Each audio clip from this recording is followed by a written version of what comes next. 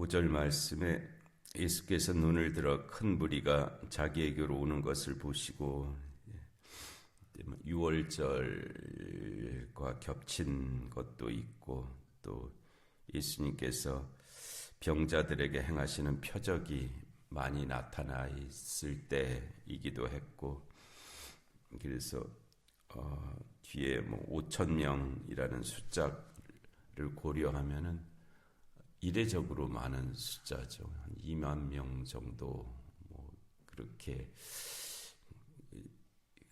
엄청난 숫자잖아요. 이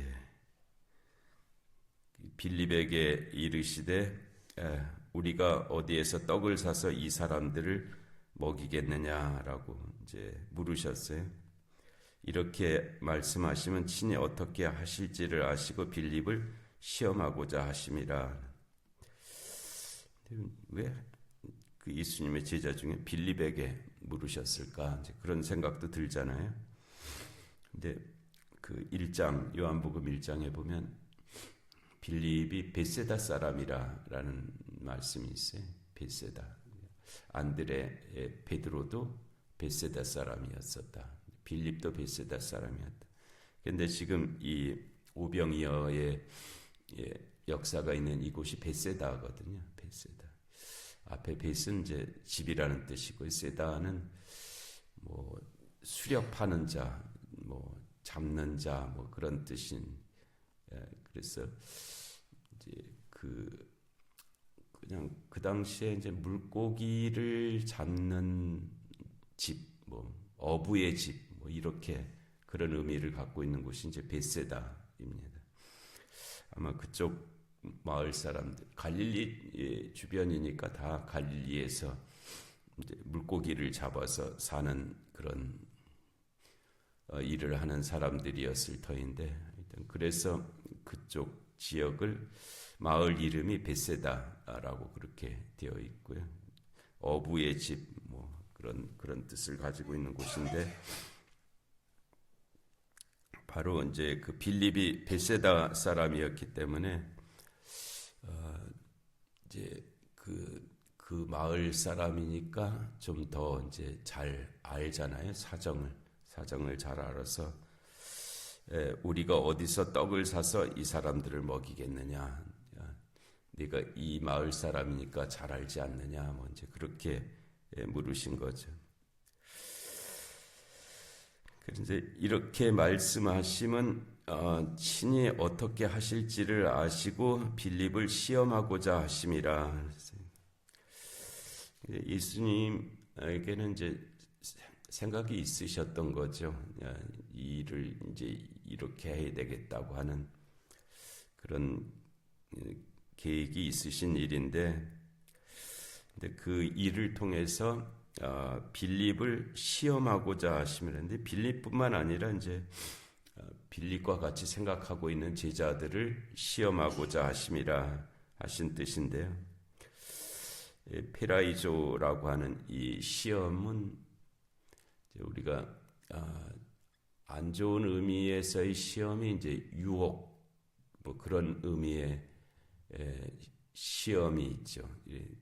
어떤 잘못된 길로 빠뜨리고자 하는 그런 의미의 시험이 있습니다.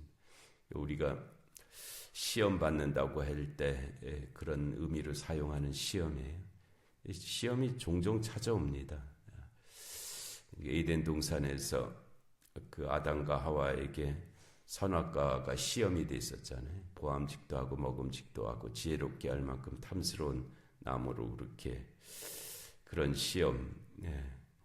그래서 유혹의 의미의 시험. 그 광야에서 예수님에게 그 마귀가 와서 했던 그런 시험들, 그런 것들이 다 이제 유혹으로서의 시험이 있고요. 그 다음에 이제 또 하나의 시험은 이제 연단으로서의 시험이 있습니다. 유혹이 템테이션이라고 하는 영어 단어가 있는데, 이 연단으로서의 그 시험은 이제 트라이얼이라는 단어가 있어요. 그는 시험을 통해서 훈련을 시키는 거죠. 그래서 그 시험의 과정을 통해서 훈련 연단이 되게 하는 의미에서의 시험이 있습니다.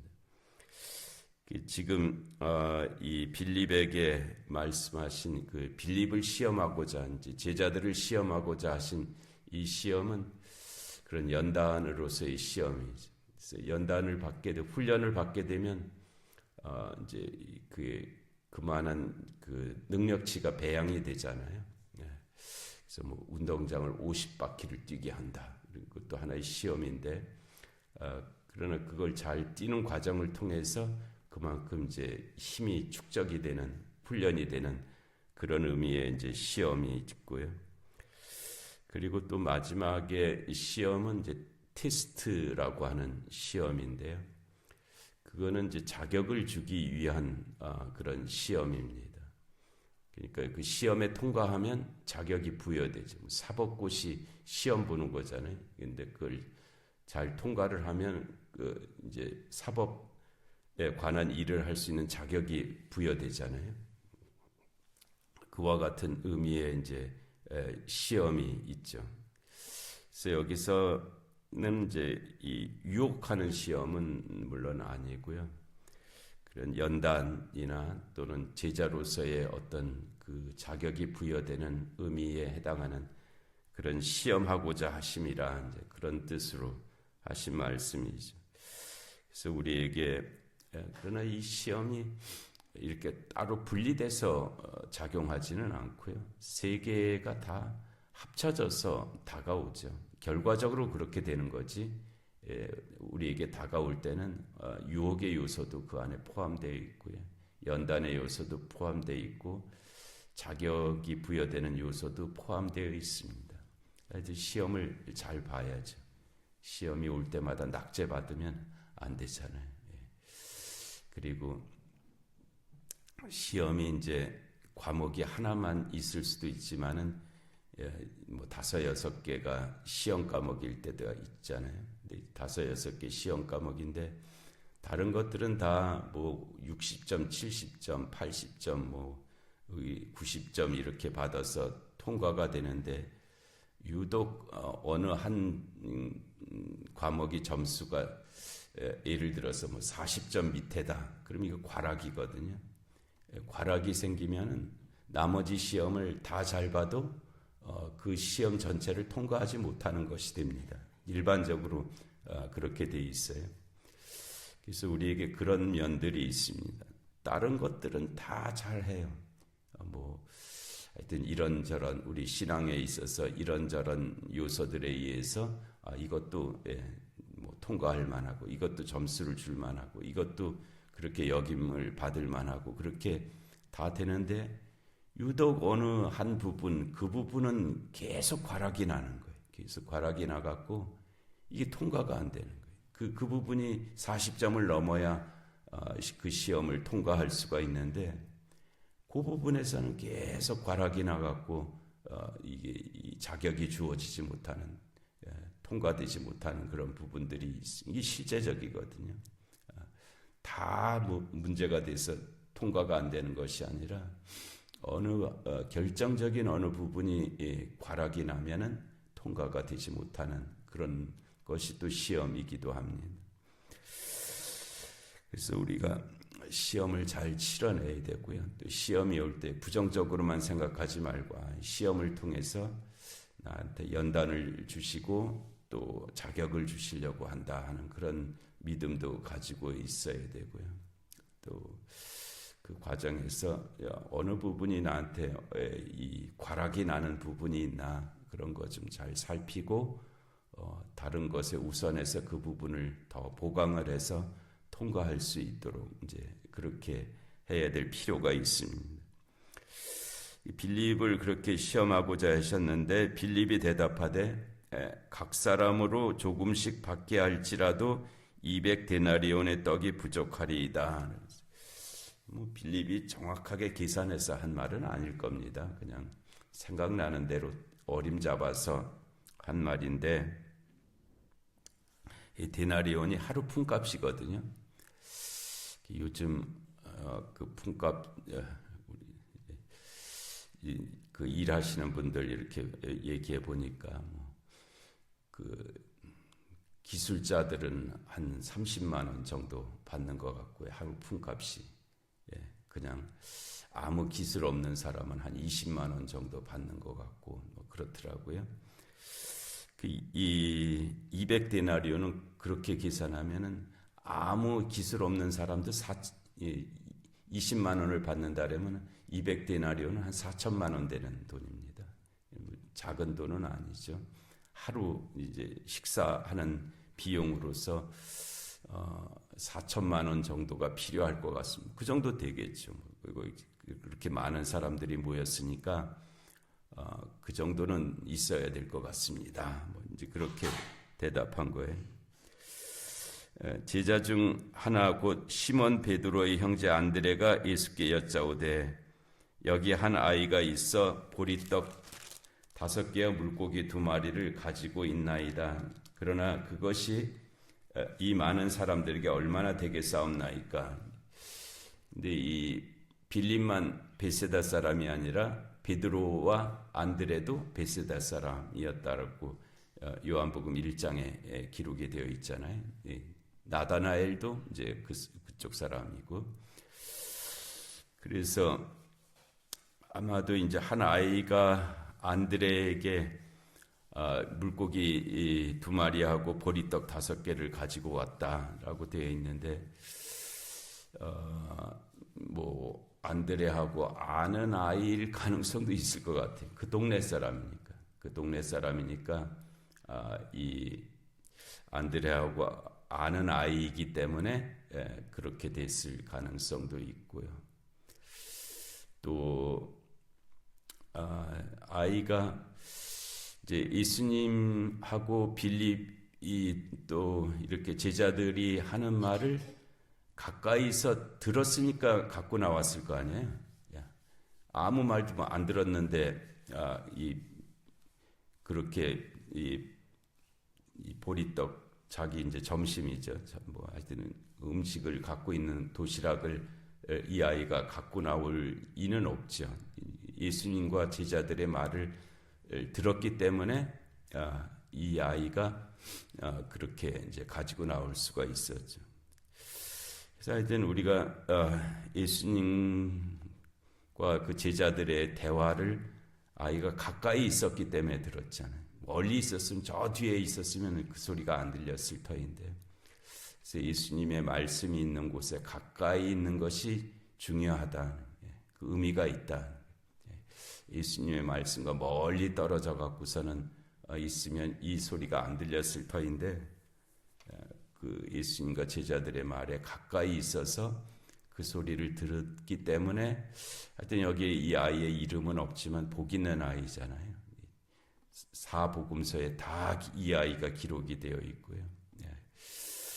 하여튼 이 말씀이 전파되는 곳에 항상 이 아이가 등장을 하는데, 하여튼 그 말씀에, 예수님의 말씀에 가까이 있어서 귀를 기울이는 것이 그만큼 중요하겠다 하는 그런 생각도 있죠.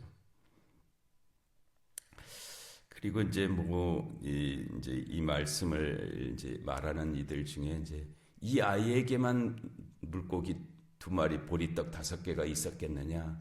다른 사람에게도 당연히 있었지 않겠느냐? 그 많은 사람 중에 유독 이 아이에게만 있었겠느냐? 이제 이렇게 말하는 것도 타당성이 있습니다. 그렇잖아요. 어떻게 이 아이에게만 그런 음식이 있었겠습니까? 다른 사람들도, 있는 사람도 있었고 없는 사람도 있었고 이제 그렇게 되었겠죠. 그래서 그런 상황이었을 터인데, 그런 상황 속에서 예수께서 그러나 그것이 이 많은 사람에게 얼마나 되겠사옵나이까라고 이제 이렇게 하죠. 이제 이것이 일반적으로 우리가 그 신앙생활하면서 갖게 되는 그런 태도입니다. 그러니까 우리가 어떤 무슨 이제 교회에 어떤 일이 있다 할 때 무슨 일을 해야 된다라고 했을 때 다 이와 같은 비슷한 현상들이 나타나거든요. 우선 계산하는 사람이 있잖아요. 200데나리온은 있어야 될 것 같습니다. 또 어떤 사람은 계산해 보니까 그런데 우리가 가진 것은 요만큼밖에 없습니다. 이것 갖고 뭐가 되겠습니까? 뭔지 이렇게 이 두 현상이 이제 당연히 이제 제일 많이 나타나죠. 늘 그래 왔습니다. 그 일을 하려면 얼마가 될 거? 200데나리온은 있어야 될 것 같습니다. 또 어떤 사람들은 그런데 우리가 가진 거는 요것밖에 없습니다. 그러니까 이거 갖고 뭐 하겠습니까? 이제 이런 일들은 이때만 있었던 것이 아니라 그 이후로 2000년 동안 오늘날까지 있었던 일이고요. 아마 주님 오실 때까지 다 비슷한 현상들이 계속 있을 겁니다. 계산해서 이 정도는 있어야 됩니다. 근데 우리 가진 것은 요것밖에 없습니다. 그러니까 이게 될 일이 아닙니다. 뭔지 이렇게 하는 거죠. 그때 이제 예수님께서 그 문제에 개입하시잖아요. 그리고 처음부터 그런 생각이 있으셨던 것이고, 그래서 그 문제 앞에 예수님께서 어떤 역사를 이루어 가셨는지가 이제 10절 이하의 말씀에 나오는데요. 우리의 삶도 베세다 들녘이고요. 또 이와 같은 여러 가지 일들도 우리의 삶에 있는 것이고, 또 믿음, 시험, 여러 가지 일들이 베세다 들녘에만 있는 것이 아니라 우리의 삶 가운데도 다 있는 일인데, 우리가 이제 시험에서 좋은 점수 받기를 원하고요. 특별히 과락이 있는 부분 잘 보강될 수 있기를 원하고요. 당장 우리의 계산 눈에 보이는 것만 의지하지 않고 주님께서 행하시는 일을 바라볼 수 있기를 원하고요. 또 주님께서 그와 같은 역사를 이루어 가실 줄로 믿습니다. 은혜로우신 하나님 아버지, 오늘도 귀한 새벽을 저에게 허락하여 주시고 저 베세다 들녘에서 있었던 하나님 거룩한 역사를 또 저에게 말씀해 주시니 하나님 감사합니다. 이 계시적 사건을 통해서 저희가 교훈받아야 될 일들을 하나님 깨달아 알게 하여 주옵시고, 또 하나님 저희가 이 시대에 이 문제들을 앞에 당면했을 때 같은 잘못을 반복하지 않게 하여 주옵시고, 또 하나님 앞장서서 그 일을 감당할 수 있는 그런 믿음의 사람들이 다 되게 하여 주시옵소서. 하나님 명절이 시작되어서 여러 가지 출타한 교우들도 많이 있사온데 오고 가는 길 지켜주시고, 또 그 있는 곳에서 아름다운 역사를 이루어갈 수 있는 하나님 귀한 삶들이 다 되게 하여 주시옵소서. 영육간의 공고한 한우들을 긍휼히 여겨 주옵시고, 이 나라 이 민족 가운데 주님의 공의와 정의가 임하게 하여 주옵시고, 전쟁과 기근과 질병과 재난의 땅들 가운데 주의 긍휼하심이 함께하여 주시옵소서. 이 새벽의 기도 가운데도 은혜의 은혜를 더하여 주시기를 간절히 비옵고 예수님의 이름으로 기도하옵나이다. 아멘.